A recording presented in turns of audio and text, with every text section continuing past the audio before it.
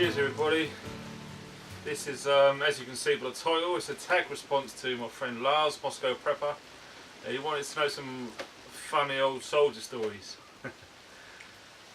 There's so many, there really is. Oh,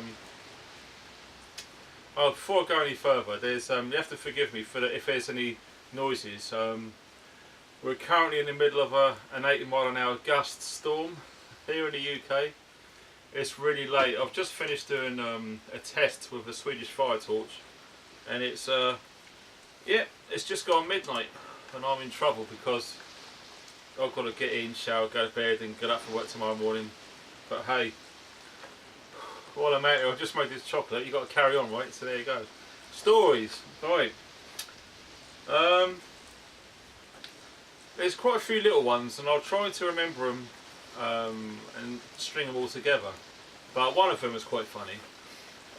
This goes back quite a while now, quite a while. And it was Sam, Skillet Arms meeting. And that was down at Longwall Camp in Hampshire. And I think there was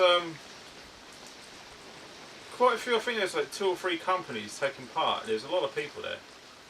And everyone done the shooting, done the ranges for the day, and in the evening we had these great big huge tents put up.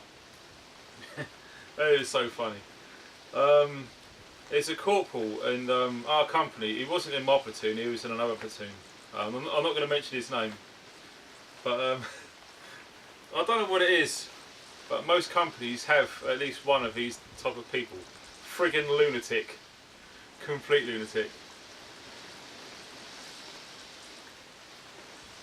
So all the officers were all sat down, and we was doing our own entertainment and things as you do to sort of keep yourself occupied. Obviously there were a lot of beer going around, there was barbecue, it was a proper good evening. So the corporal got up on the stage and decided to pee in a pint glass, filled it right up to the top more or less. And he drank it. Oh my god. Yeah, he really did. And in fact, one bad enough, it gets worse, believe you me. So if you're a bit squeamish, turn off now because you're not going to like it. More or less, as soon as he finished drinking it, he threw up. Guess what? Into the pint glass. Yeah, and by then we was all in hysterics, you know. Man, it was so funny. And he started to eat or drink the vomit in the glass, and he kept gagging. Man, that was just so disgusting. And we were sort of egging him on because, you know, we just don't believe how far the guy would go. And yeah, guess what he did? Yeah, he dropped his trolleys and he pooed in a mess tin. I still remember it, man, I still remember it. Yeah, and he got a spoon and he started to eat it. Then he threw up again. Man, that was just too much. By then I walked off. Man, I couldn't watch any more of that crazy bastard, my god. And the laughter and the oh my gods coming from the tent, I'll never forget it. And it was a night quite like this really. And standing outside, I used to smoke then, lit up a cigarette, and man, I was really sick. Because you could smell it as well. Because we were quite close to the front of the stage, and my god. Yeah, proper smell-o-vision. That was quite funny. It was disgusting as well, but when you're in that mentality and that environment, you know, it just sort of goes as part of the territory really. Just a bunch of bloody funny animals really.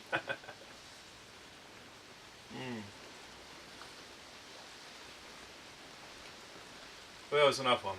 As I said, there's quite a few funny stories. One of the guys, he was another corporal, but he was in our platoon. Again, I'm not mentioning no names. And we was in a course down in Wales. I think it wasn't too far from Sennybridge. We were based in Sennybridge in the camp.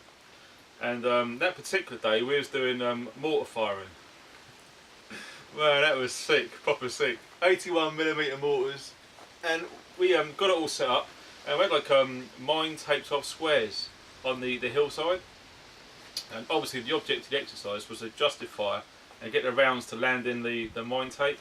I don't know, it's probably a good 50-yard square, something like that, maybe a bit shorter. It's a long time ago now. And yeah, that wasn't good enough for corporal. I'm not going to tell you his name, but obviously he adjusted fire big time, and so much so he landed in an adjoining field, wiping out, was it 4? I think it was 4 sheep got blown to bits, killed them. Yeah, feel sorry for the sheep and all the rest of it, but at the time, man, that was proper funny. We went down there, and yeah, it wasn't pretty, but it smelled like roast lamb, and like singed, the smell of the fur on the coats. Yeah, I remember oh, that has a horrible smell, like burning hair, disgusting. And like, yeah, it wasn't pretty, but at the time, when we saw it from where he was, man, that was hilarious. He got into big trouble for that. Oh yeah. He really well got reprimanded, should we say. Yeah, he done a stint up, oh Christ, I forgot where he went now. I forgot where it was. But he got banged up for a little bit and told off.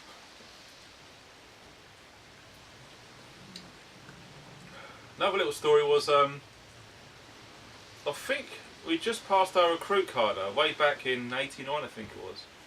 And it was in a naffy. I think this was up Scotland. There's an old camp called Moscowprepper, and they used to keep SS guys prisoner there in the Second World War. And it's a lovely part of the world, but there's a lot of hills, and the BFTs we used to do every day before breakfast. Man, they were proper hills. It was fit back then, but obviously not as fit as I used to be. That was a long time ago. I was 17, 18 years old back then. A long time ago. Anyway, I digress. Back to the story. We passed out, everything was cool, we got attested, no problem at all. And we was in the naffy. I think it was the sergeant's mess or the naffy. I think it was the sergeant's mess actually, this one. There's so many stories, you have to bear with me, and it's a long time ago. And what it was called, it was Dance of the Flaming Arseholes. That's what we called it. I mean, inter-battalion stuff, it might have been called different names for different outfits. But man, that was funny. It was really weird. Basically, you just have to strip off naked. I think there was 8 of us in a squad, and we was doing 8 at a time. All had to stand in a line, and everyone had a pint of beer. I think it was Heineken back in them days.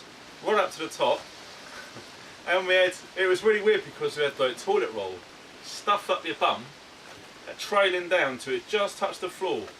So obviously, the taller you was, the more chance you had of winning. But guess what?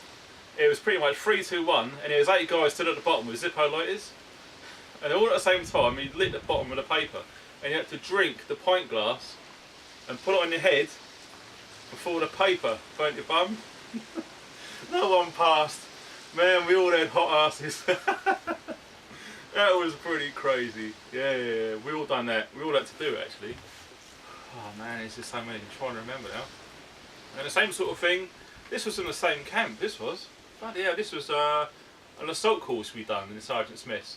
And what it is, we rearranged all the furniture for like 2 people to do the same thing. Like chairs going across, and you had to go up and over it, and you had like string, you had to limber and stuff. Walk across these little bar stools and things. It was crazy. But we had to do it, and it was a race. And I think it was platoon versus platoon.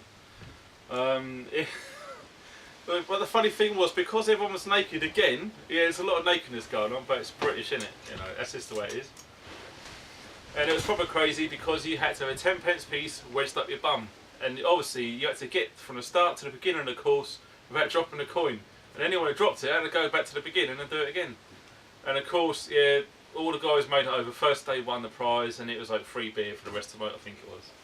That was pretty funny because, my God, try doing that. And we weren't sober, should we say. We had a guy transferred from the Paras over to our lot. And it was weird because he couldn't really hold his drink, which we thought was odd because we thought all the Paras drank like fishes, but this guy couldn't hold his drink at all. And we got him absolutely bladdered. So much so, we took him back to the billet, and he just collapsed on top of the bed. He didn't have time to take his clothes off, or nothing like that, or get under. He was gone. So what we done, we got some paracord, and I mean loads of paracord, and we just tied him to the bed, over and over and over again. And it was like every line of paracord going across his body, he was like in a fetal position like this, asleep, just completely comatose. And it was like every inch was a piece of paracord going across this, ding, ding, ding, ding, ding, ding, ding, all the way over him. And it was so funny. And another guy, I forget his name, he's a bit slow, this guy. He does the same thing. He totally collapsed on his bed and was fully clothed, and we just cable tied his Bergen to him. And we got the Fuller's Earth, what used to have the old NBC stuff to decontaminate stuff. Just covered them in it. Whole bottle each. So not only are they pissed completely out of their nuts asleep, they're tied to their bed so they physically can't move an inch. They just can't. And it's just covered in full of earth. Man, it's so funny in the morning when bloody when a wake up call came. Bloody hell. Sergeant went nuts. But he did see the funny side of it. We probably got beasted for that as well. Still got to do his thing.